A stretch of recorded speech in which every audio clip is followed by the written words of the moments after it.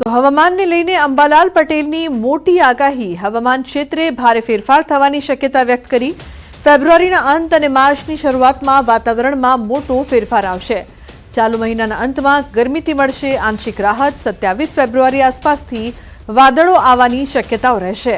તો મહેસાણા, પંચમહાલ, રાજકોટ, કચ્છમાં વાતાવરણ પલટાશે। મહત્તમ તાપમાનમાં થશે મોટો ઘટાડો। તો 31 થી 32 ડિગ્રી તાપમાન રહેશે। કેટલીક જગ્યાએ 35 ડિગ્રી તાપમાન રહેશે। અંબાલાલ પટેલનું અનુમાન એપ્રિલ માસ સુધી રહેશે અલ નીનોની અસર। ફેબ્રુઆરી માસમાં હવામાનમાં મોટો ફેરફાર આવશે। ફેબ્રુઆરીના અંતમાં લગભગ 24મી ફેબ્રુઆરીએ એક મધ્યમ કક્ષાનો વેસ્ટર્ન ડિસ્ટર્બન્સ આવી રહ્યો છે, જેના કારણે ઉત્તર ગુજરાતમાં અને મધ્ય ગુજરાત, પંચમહાલના ભાગો અને ગુજરાતના કેટલાક ભાગમાં હવામાન પલટાશે। દેશના ઉત્તરીય પર્વતીય પ્રદેશનું હવામાન પલટાશે અને લગભગ મહત્તમ ઉષ્ણતામાનમાં ઘટાડો થશે। તારીખ 27 સપ્ટેમ્બરની આસપાસથી મહત્તમ ઉષ્ણતામાનમાં ઘટાડો થશે અને કેટલાક ભાગમાં મહત્તમ ઉષ્ણતામાન 31 ડિગ્રી, કેટલાક ભાગમાં 34 ડિગ્રી અને કેટલાક ભાગમાં લગભગ 35 ડિગ્રી, એટલે લગભગ મહત્તમ ઉષ્ણતામાન 31 થી 35-36 સુધી ભિન્ન ભિન્ન ભાગોમાં રહેવાની શક્યતા છે।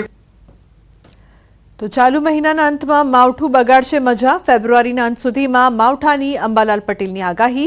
રાજ્યના કેટલાક ભાગોમાં 24 ફેબ્રુઆરીથી ફેબ્રુઆરીના અંત સુધીમાં માવઠું થશે। 24 ફેબ્રુઆરી બાદ ફરી વેસ્ટર્ન ડિસ્ટર્બન્સ આવશે। માર્ચ મહિનાના પહેલા સપ્તાહમાં પણ મોટા હવામાનમાં ફેરફાર થવાના એંધાણ છે। ઉત્તર ગુજરાત, મધ્ય ગુજરાત અને સૌરાષ્ટ્રના કેટલાક ભાગોમાં છાંટા પડવાની શક્યતા છે।